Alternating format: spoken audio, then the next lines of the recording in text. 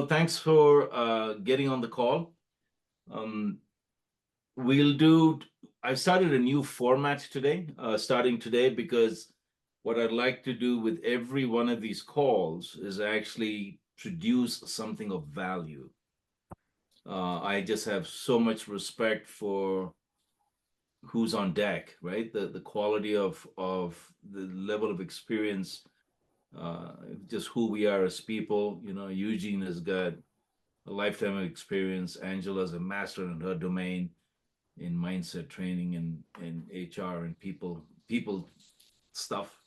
You know, I'm in the domain of creating value and sales. Chris here, whichever country he's in today, Colombia or Ecuador or what have you, Brazil.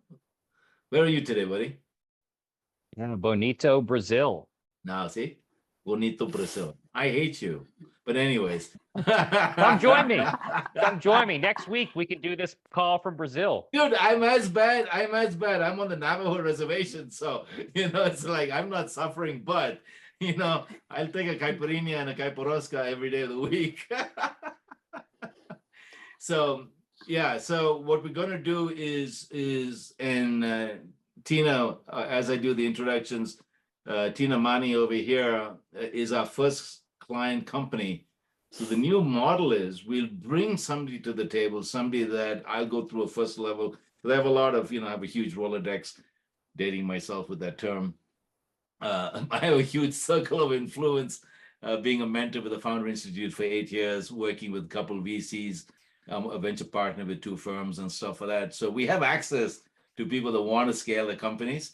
And what I like to do is when I see potential, I want to bring those companies here to the table and in front of the group and have us pay it forward. Life support, I say it's all about service.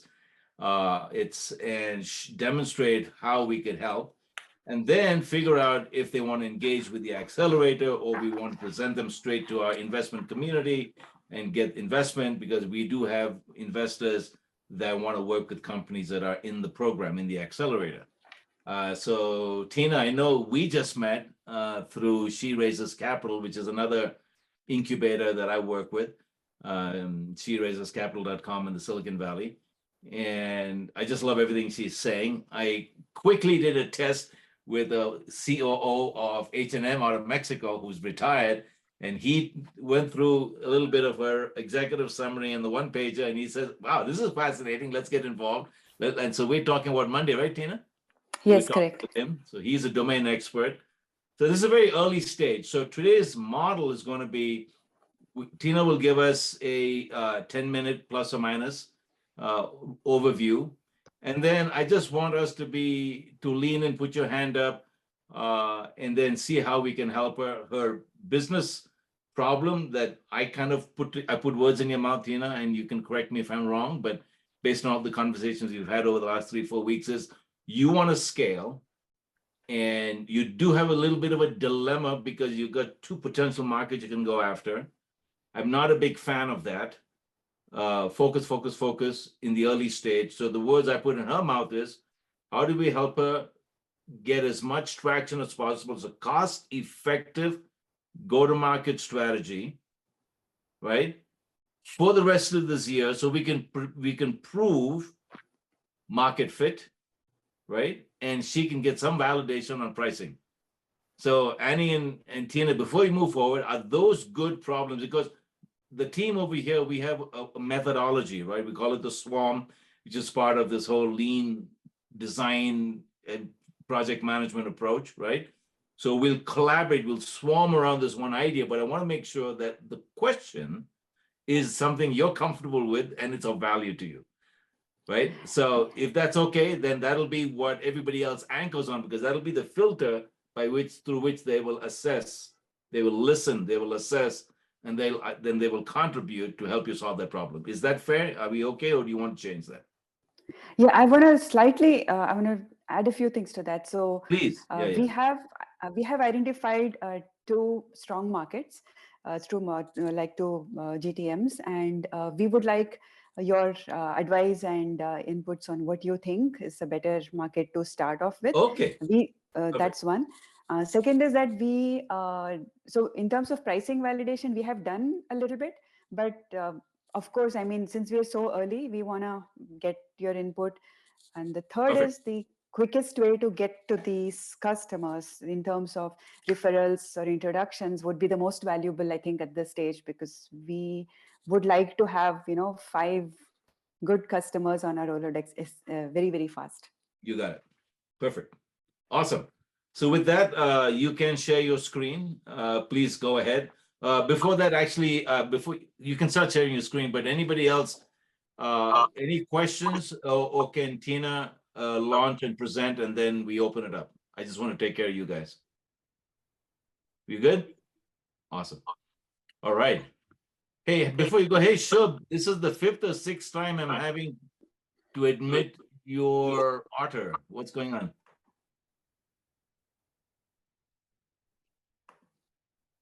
You might not want to do it. We'll forward you. That's literally 5 or 6 times. So why don't you not cut that off, and I'll send you the recording I've got. All right.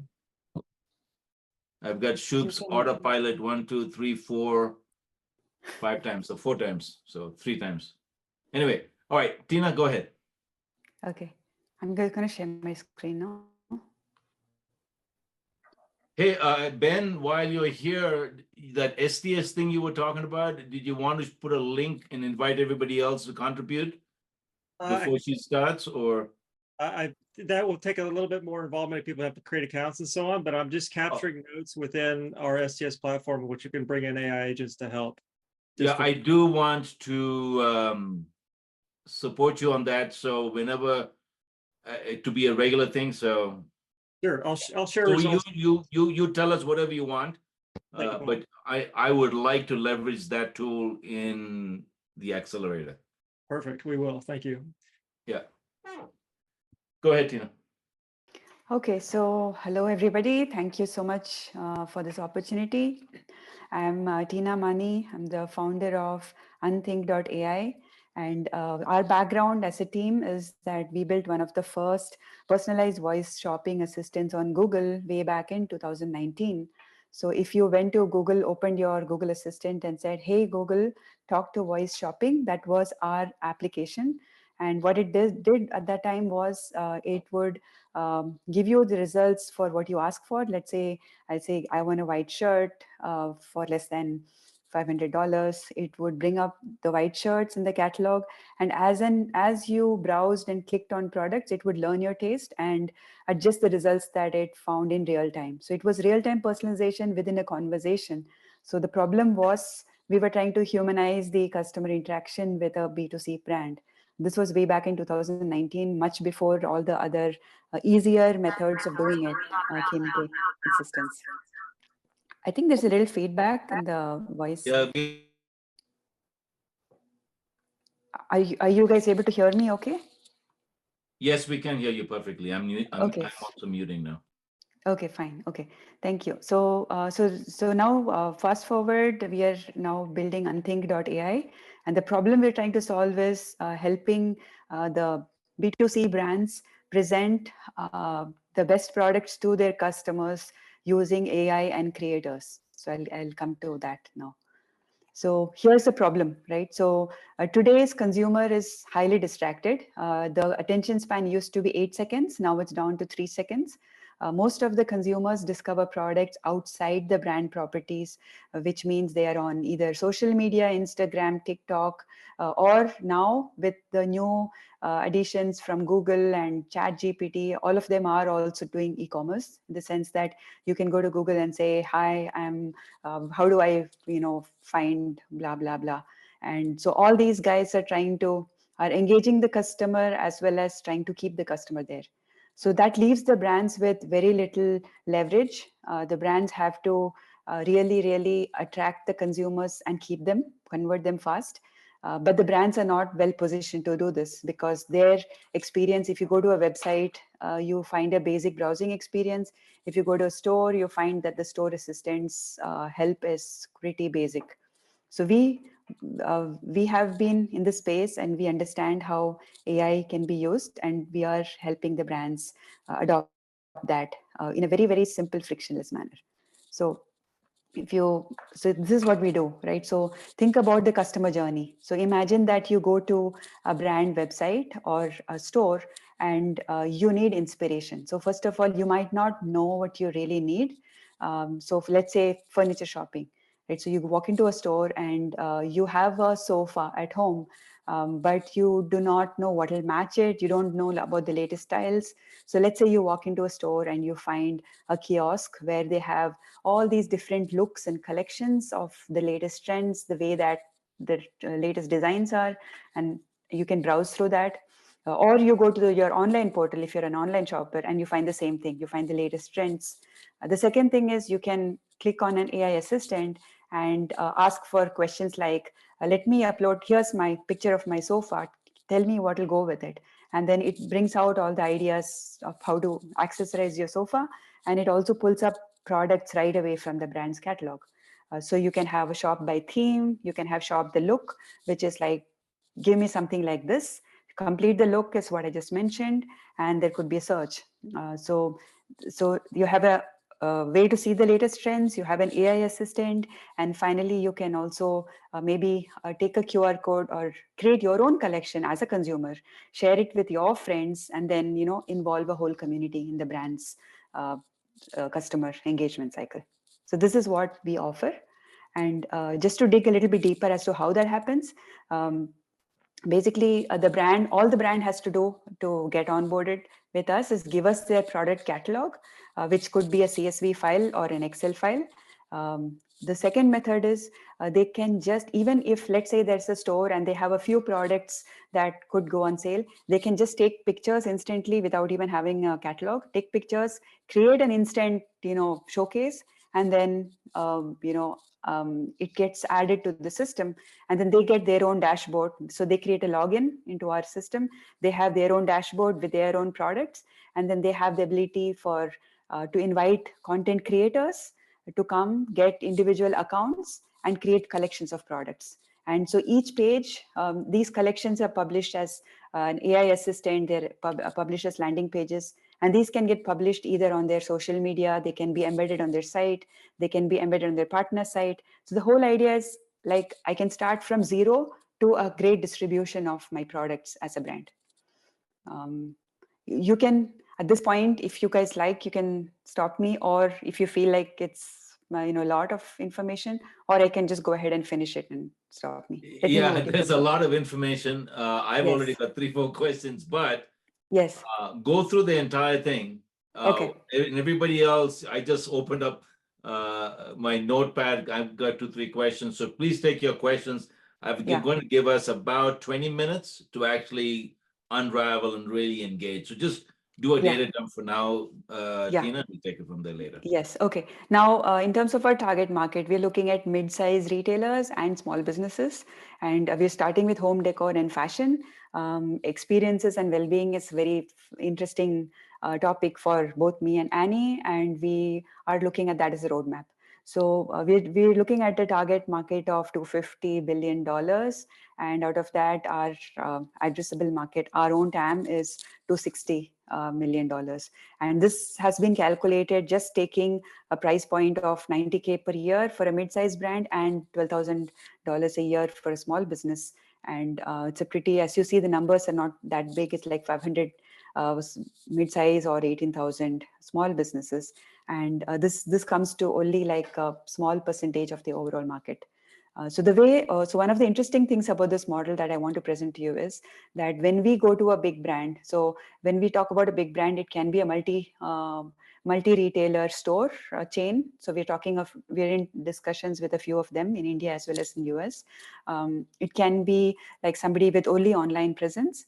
So this is a mid-size brand. And for them, what we would do is we would offer something that plugs into their experience, their website, their store.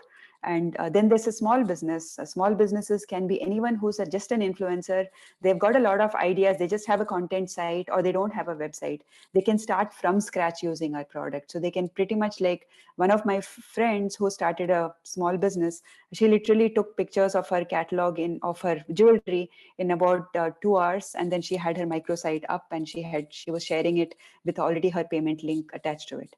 So as you see, there's a two-sided model coming up, which is that there's a big, medium-sized businesses, and there are creators.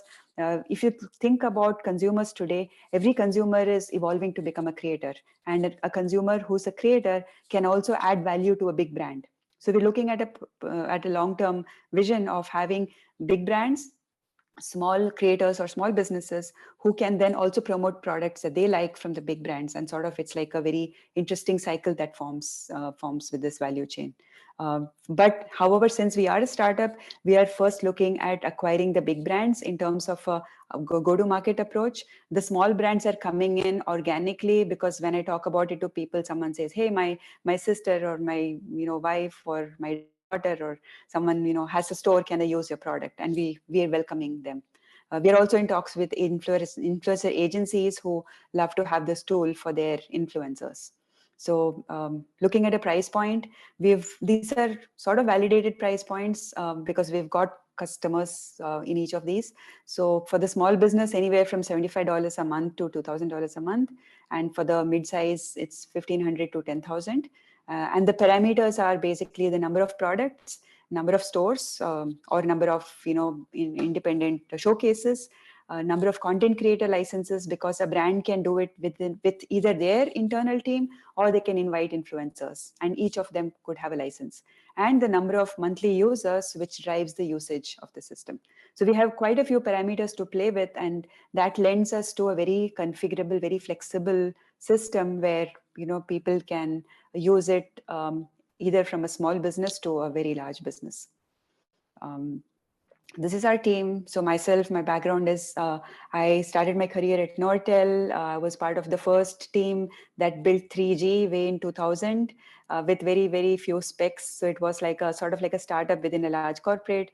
I moved to India, and I was a leader of the team that launched the first 3G data network in South India. My colleague Annie, who's here on the call, was also from Nortel and Ericsson, and she was the chief of staff, reporting to the head of operations of North America. So she's extremely good at pricing and at operations as well. Siddharth is my co-founder in Singapore, and he's a sales head. Jisha leads my technology team, and we have about a full-time tech team based in India with a lot of experience in AI, ML front end. They have been developing AI-based solutions for the last many years, even from my previous startup. And we have 3 angel investors, including one of them who's an early customer of ours. This is our fundraising, this one. So we're looking at $750,000 in safe notes, and we want to reach 1 million in ARR. And we've raised about 250K. 125K out of that came from blockchain called Hedera, based in Dallas. And there's an interesting angle with blockchain and creator ecosystem, the creator economy, which I don't want to discuss. It's a little bit out of scope right now, but that's a very interesting segue as well. And they are also looking forward to giving us another grant when we do put some focus into the Web3 space, if we are ready to do so. So yeah, I'll leave it at that, and then I'll leave the slide open, and I'll let you guys ask questions at this point. That was amazing. Your timing was perfect. I had a timer on, and you still had 32 seconds. Thank you. Thank you. Yes. Thank you so much. Very succinct. Appreciate it. I was actually remiss. I should have spent a little more time, especially for you, Annie. Thanks for making the time to join us. But if I ask everybody to introduce ourselves on this call, it'll take another 40 minutes. So I'll give you a synopsis of who the audience is. Most of us here are members of the ExO community, which is a community of folks that come together to help companies, either help our own companies, but are interested in the idea of scaling companies exponentially. And this is around the book, Exponential Organizations 2.0, that Salim Ismail wrote. I've taken the lead to create an accelerator with these great minds. And in addition to members of the ExO community, I've invited people like Chris Weiss and others, Shub, and folks like that I have engaged with 20 years of my experience being a turnaround sales strategy consultant. So the brain power here is phenomenal. With that, does anybody have any questions? How can we help Tina and Annie address their go-to-market strategies, and feedback on the presentation as well? So, Cuba? Yeah, hi. How are you, Tina? Great presentation. I like it. I like the flow. So I think you got that nailed down. There's not much to say about that. I know a lot of people from Nortel. I work for Nokia as well, so we come from a similar background. Two questions. I have two questions that are clarifying that I want to understand a little bit more. Okay. Sure. And maybe repeat it. Maybe I didn't listen that well. No And problem. the third one is about your go-to-market strategy so far. What have you thought about? So the first one, clarifying, is this. I heard you say that there is an opportunity with the tool to create like custom pages for creators and independent authors and whatever, where they can easily create something that they can promote on their website or whatever they have, right? Yes. So interested in that because that's an avenue to promote the products. And the second one is, what are exactly the two different markets that you picked that Paul mentioned? I don't know if I'm wrong in that, or are those actually the two different go-to-market strategies? Tina, before you respond, if you want to switch your slide to a specific one, you can do that, or remove this so we can see your face and we can engage better. It's either one. Feel free to go back. Okay. I think I'm okay without the slides at this point of time. I can answer this. When I need to go to the slide, I will go to it. I'll keep it there. And if we need to go to it for another question. Please. So with these questions, I'm comfortable. So yes, so Chris, thank you. Sorry, not Chris. It was Huba. Thank you so much for your questions. So yes, so the first question was about, you said, sorry, what was your first question? Pages. Custom landing pages, yes, so absolutely. So anybody from a small business who does not have anything, like this lady who just created she just took pictures of her products and created a page, right? That was one. The second is, there's a publisher called budgettravel.com who's a travel content publisher, and what they had was, they had a lot of travel content on their website, but they plugged in a travel shop.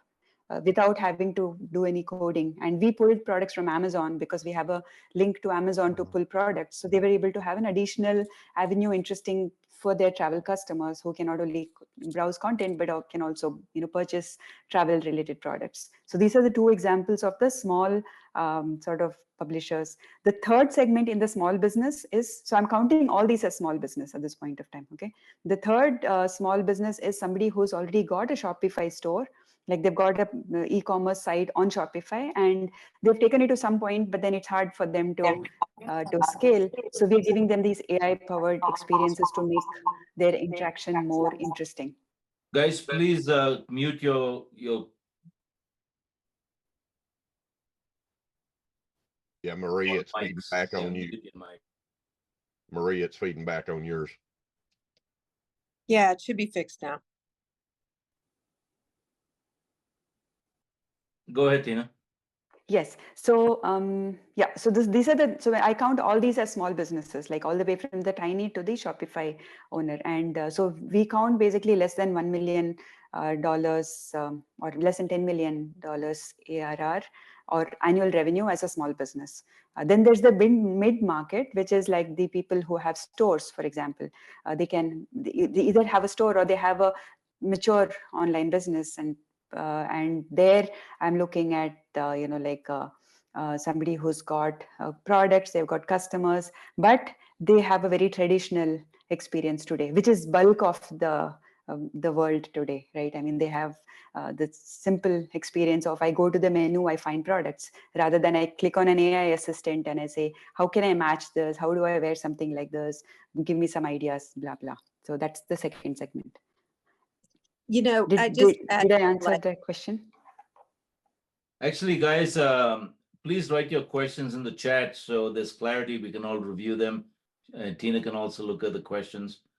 To just make it a little easier, and then I can help. Yeah, I just want to check with Huba if I answered the question or if I left something, since there was a little bit of So Yeah, there was one a more third question, I one, think. and it was those are great. Yeah, thank you. So Yeah. understood. Yeah. The third one was, do you have a go-to-market strategy right now that you've Yes, at least on a yes. draft, right? Yes, absolutely. So, so we have won customers through three methods so far. One is the partnerships with other people like agencies. So, for example, we have partnerships with influencer agencies.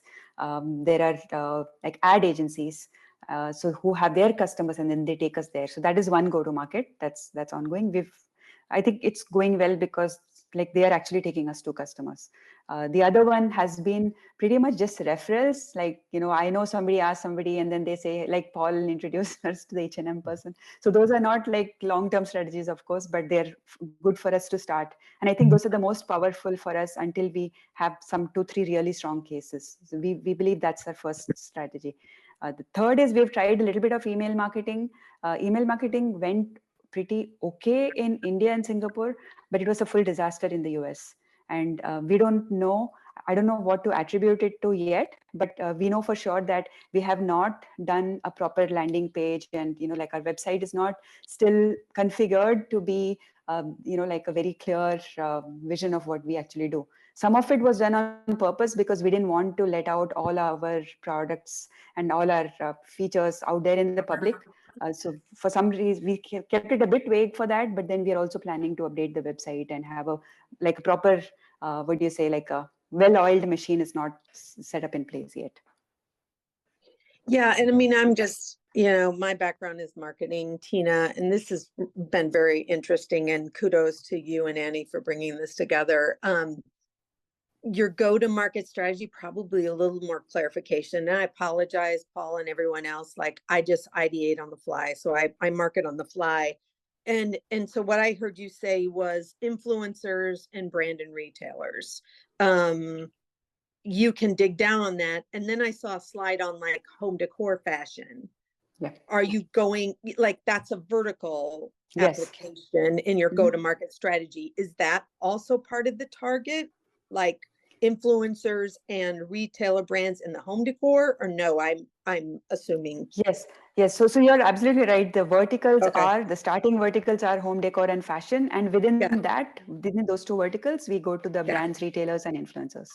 Yeah, that makes sense. And that's maybe just some coaching is like, that's what you should state as your go-to-market strategy. Email marketing is a tactic. It's not a strategy.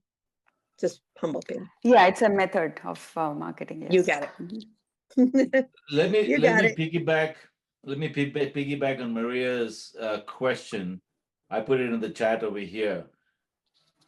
What is your core go-to-market strategy for the rest of the year? You got these two verticals, fashion and decor, home decor, but you have three personas. In your gut, or what is your strategic initiative? Not gut. You're deciding. You're launching your business. Are you going all three simultaneously? You're going to pick one of the two, or are you going to test for the next 90 days or 30 days, 60 days? Or do you have a benchmark of success with, hey, if we hit hypothetically $250,000 in with the first group with the influencers, we'll focus on those guys because there's a flywheel that'll kick in at $1 million. Give me sense of what is your strategic thinking about how you want to move forward. Yeah. So the strategy is first get the 2 or 3 big brands. When I say big, I mean the mid-size to big brands, which are like good names, and have them use a product and create case studies. That makes us extremely attractive to also the influencers, because the influencers, apart from creating their own stores, they also get to be marketing for these brands potentially, right? The second part would be the Shopify app, which we will develop over time, but it is a secondary. It's a secondary approach because we are already working with 2 or 3 Shopify sellers, and once we are done with them, once we are like not done with them, but once we are have them like for 2-3 months, we'll know exactly how much plug and play is required and how a Shopify app should be positioned. because once the app goes on Shopify, then it has to get very, very good reviews, and there's a momentum factor on Shopify. So if you have, like, let's say 15 to 20 small brands, and we already work with them without having a Shopify deployment, we can get their reviews, like we can get them happy. So the moment we launch the Shopify app, we can go and go back to them and say, hey, can you give us good reviews on Shopify? And then, we start ranking up on the store, and it starts picking up momentum without too much of effort on the small business side, on the Shopify side. But the big brands will be where we initially put our these brands conscious would marketing. be these brands would be what you would call your mid-size, between 24 up to 10,000, 2,500 to Correct, 10,000. that's right, yeah. Okay. Yeah. I love that answer, by the way. Thank you. It's a good answer. I mean, influencers is a great target, by the way, because you're influencing one to many. Yeah, but there's I'd also love Annie to the chip in if revenue you won't. want. Yeah, go ahead. But And are you Maria, with influencers, I think it may be 80 or 20%, right? 80% go after, like, if you ask us, right, I would think the request would be, help us find, your mid-size prospect client, right? Your mid-size Correct. clients. And Yes. coach us, if you would, or if you ping that beacon to the market and make that request, Yes. 80% of the time, 20% you get influencers. The problem with the Yes. influencers, you won't find any comparable revenue until that flywheel kicks in. That makes more sense when your Shopify app is there, when you can nail affiliate links, they're making money. I mean, that's a very complex ecosystem to monetize, right? Yes. If they don't monetize the relationship, you're dead in the water. Who cares? But I like the answer of the mid-size, because there's many more of those. But to be clear, Yeah. you're building integration with Shopify. Yeah, right? so we don't need to build a relationship. It's just a matter of creating an app and publishing it on the store.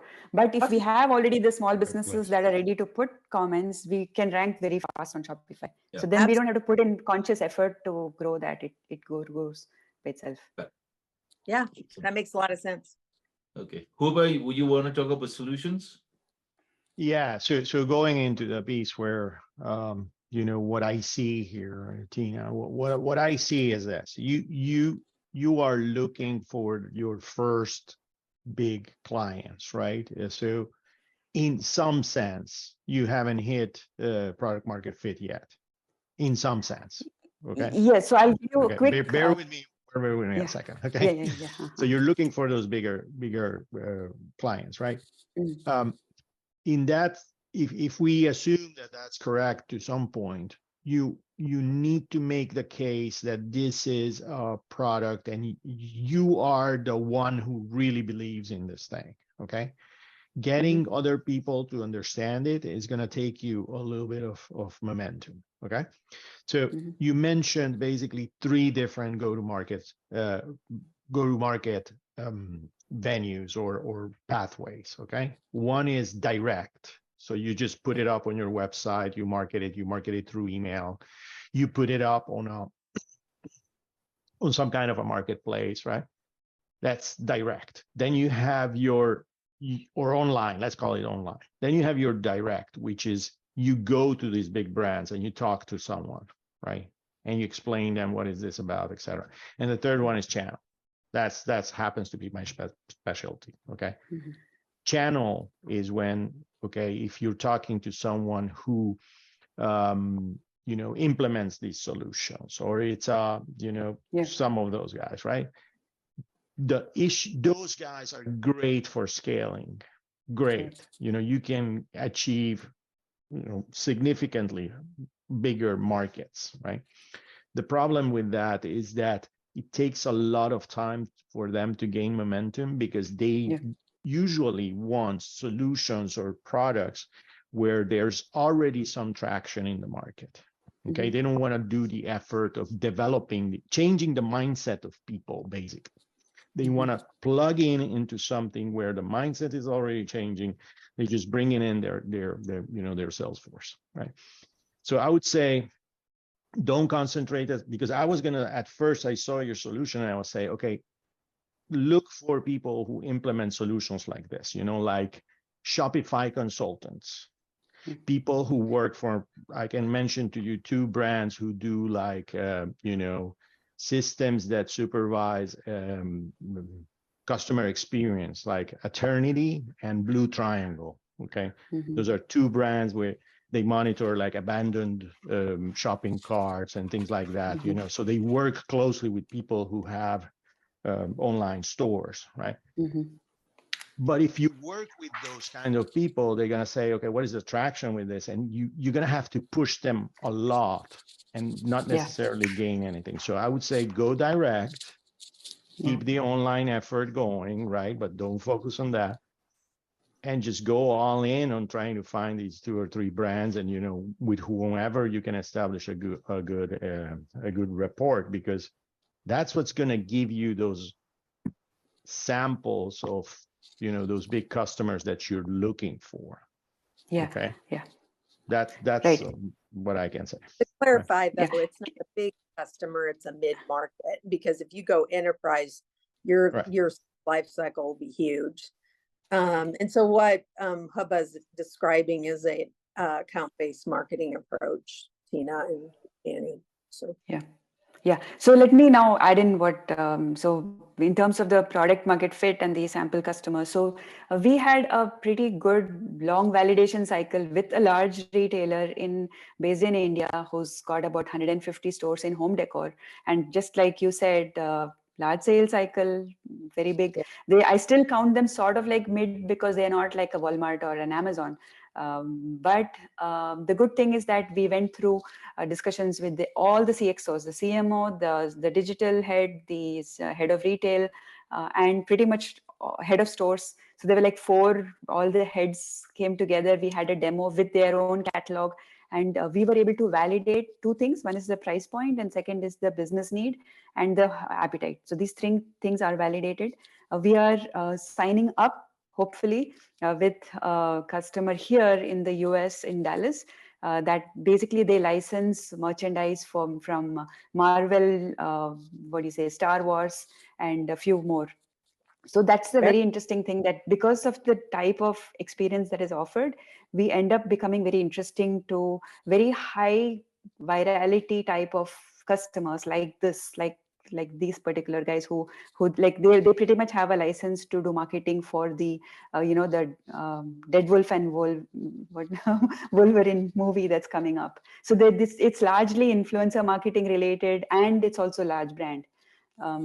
So what I'm trying to say is that it's not so and we are going to have a few of these case studies published in a month or 2 when we have all the data and we can get them to sign off saying, yes, I got this benefit. So we're not far from that. So I totally agree with Huba's suggestion, go direct, get as many of those mid-sized brands first. So if we get not just 2, but if we get like, let's say 5, that would be gold for us. And the small size segment would anyway grow because most of it is inbound at this point. Shopify app will be ready when it's ready. And by the time our website and all that will be like properly done so that it scales then as the second growth channel. Tina, to that point, do you have a list? Like I put a question there. Do you have a list of target mid-sized companies you want to go after? Yes, I don't have it on top of my head, but we can pull it out. Together? Yeah, we have because if you suppose you gave that to me, right, and I sent it out to everybody, and we went like Jason, he's good at doing research, and Ben's good at doing research. We can research our community of 40,000 people and see if we got relationships we can bring to the table. Yeah, that would be amazing. So make sure you have that target list. Yes. And then we can see how we can help you leverage that. I want to give a small room to Annie also, because I've been hogging the stage. I just want to see if she wants to add anything that I missed, or Annie, you wanna? No, I think you did a great job, and there's great feedback in the chat. So appreciate everybody's interest and engagement. There was one point, Tina, that I made with respect to Huba's first question when we talked about the flywheel. And so I think you did a great job linking that with then our efforts right now to secure enterprise customers, working with then the creators of those partners that we have on board, and then making sure that there's a cyclical effect in value and revenue. Thanks. Okay, awesome. Awesome. By the way, Chris, thank you. I love your 4 points. Hang on, Jason. I love your 4 points over there that you put together. This is for Chris. You're the master of ops. You're a force multiplier for other resources and people. In your core offering, is there something that you can help her with in those 4 issues? I especially like the stats, and I want to ask, maybe you ask the question on number 4, like, you know, if can you, and Tina, I'm going to put Chris add in the details, but I wanted that you bring up a good point. The question number 4 that he's talking about there is a very good question. When a company uses your algorithm, can you demonstrate the added transaction value you're bringing to the table? And Chris, add to that if that's what if I'm on the wrong page. So Yes, I've got the impression you're at the early stages. Sorry. You've had 1 or 2 clients that you have something going, but it hasn't been fully baked, right? So you're at this early stage. You're trying to get traction. And so sometimes in these early stages, sometimes you just kind of fake it till you make it, right? A little bit. And so Most if of the you're time. able to, if you're able to take one of these clients that you already have traction with and go back to them and say, hey, I want to use your store, just make sure, you know, if you know it's okay, great. But like, hey, can we use you as a demo when we're showing other people what can be done? So, because I think if you can just show somebody the power of this in a meeting in a very quick way, it kind of erases all of the stuff that you need to prove yourself. It's kind of like if you can just, here it is, it's like, oh, I want that, right? So I think the first challenge for you is simplifying and getting people to click what it is without kind of all the stuff you walked us through, all that tech stuff, just like, that's not necessary when you're trying to sell somebody. Just say, watch this. Here's a picture of a clothes. Boom. Here's what it can do. And then they, okay. Hey, and this can help. You need to speak into the benefit of the user. It'll help you close more sales. It'll help you have higher order value. It'll help you blah, blah, blah, right? You need to know what those key benefits are to the client. Also know what is holding back their people from purchasing more. Now, you referenced user attention as the biggest challenge that you're overcoming. I actually not sure that that's actually what it is. And so I think you might want to spend more time with your clients to, or the market to uncover, well, what actually is the problem that you're solving for the people that you're doing this solution for? So you could say, hey, here's the top 3 pain points, and then here's what it is, and then this is the live demo. And then once they see the live demo, you can say, and obviously you can see from this, then you'll have, these are the results, and then have a no-brainer offer, right? When you're getting started, like, how can you be like, yes, I want that. Yes, I want that. And so I think there's 2 things. 1, improving perhaps how you're presenting this, and then 2, having an offer that somebody's just like, yes, I want it. But focus that on your most profitable client. You know, I see there's a lot of different areas you could go after. Just pick one, focus all of your attention on that segment, figure out what their needs are, what their clients want, so you can really master that sales process, so you can get the flywheel turning, get revenue coming in. Then you have some options on how to diversify. But going back to the KPIs, even if you were to suggest, like, if you don't have solid data yet, I would just say, hey, this can increase your sales by 25%.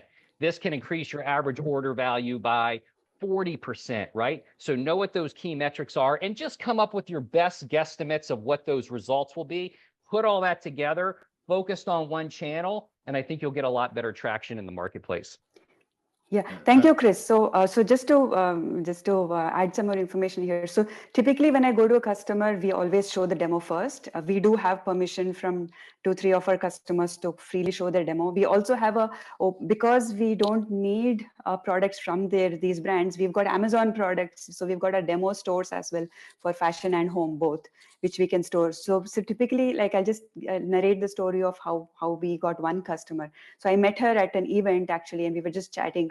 And I didn't know she would be a potential customer. And I was like, hey, she was like in consumer experience space. And I'm like, hey, that's interesting. Can I just show you something?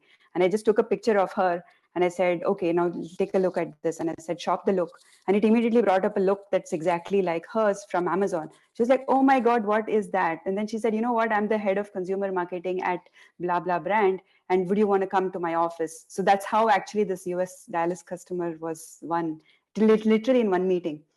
So we do have a demo at this point, because it was a 10-minute pitch. I didn't want to switch, go to a demo and come back. It would like break the flow. But that's so thank you for that. And I totally agree and understand. In terms of the value that we bring, so there are 3 metrics that we're tracking. One is the basket size, because we believe that when someone shops by theme, saying I want to look for a Batman party, then they would buy more products versus I'm looking for that specific product in that catalog, because we're letting them generate ideas in the store or on the online shopping. So one is the basket size, second is the conversion percentage, and these are literally the 2 numbers.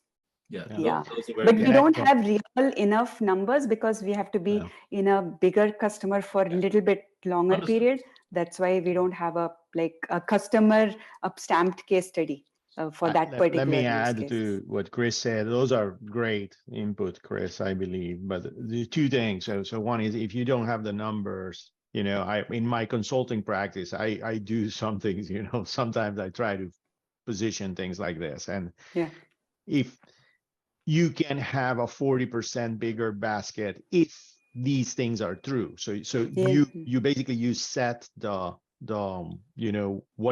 are the conditions. If they don't achieve the conditions, then obviously the outcome will not be true. Okay, so that way you're not lying. Let's put it that way. That's one thing. The second thing is on the the offer that they cannot reject. I think that's brilliant, Chris. The one thing that I would add to that is that's assuming that they have to do nothing. Okay.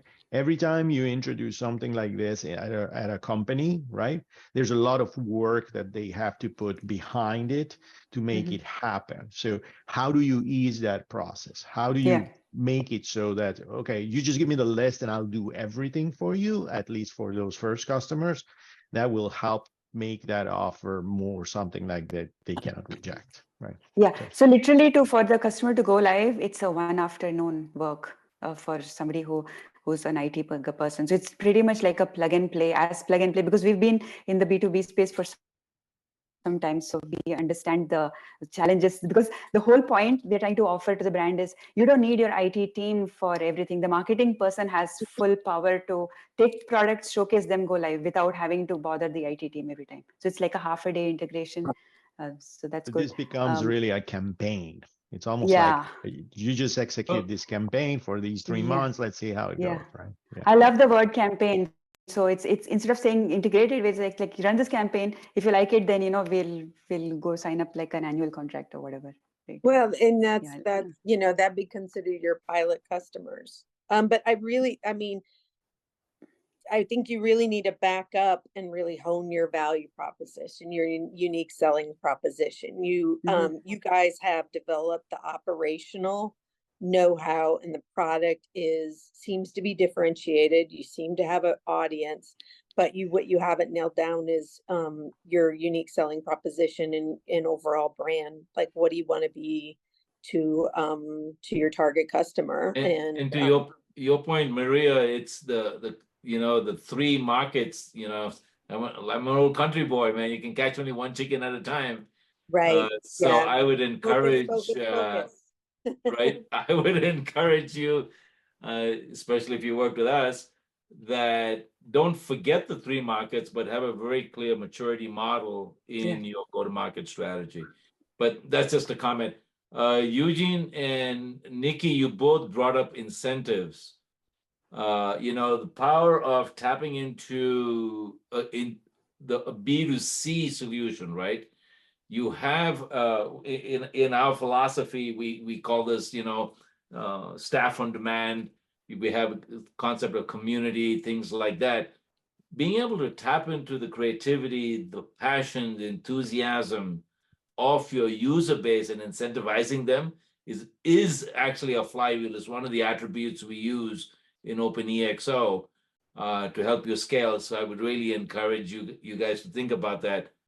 Nikki, Eugene, do you want to add to that? No, I think from my side, just the principle, right? I mean, it's how do you get people to come back to you, create the community, and because if you have people who are saying, "I will refer you, give you," I mean, I have a positive experience, and by the way, if I bring someone else on board, there's some incentive for me, and I think just sort of jumping onto Nikki's, gamification dimensions. I mean, that's something that she's particularly strong at, is how do you get, because gamification, I'm not an expert on that, but I mean, it is, how do you get people, because they play the game, they get involved and it builds that traction, right? So it's it's not only the consumer, but it's also the others that, I get points, I get involved. Yeah, Nikki's an expert on community building and incentives in crypto and this and that. So we might, if this was valuable, Tina and Annie, we could do another deeper dive and figure out. I can bring just a couple more people to just a few of us,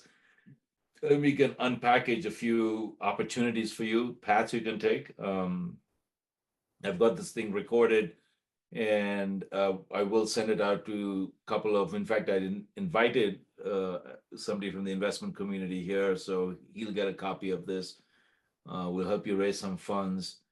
And my ears perked up when you said you had a blockchain element to it too. So. Yes, because of that was the whole incentive chain that you guys are talking about, right? We had like a NFT and we had rewards and stuff. We've already played with it and worked on it.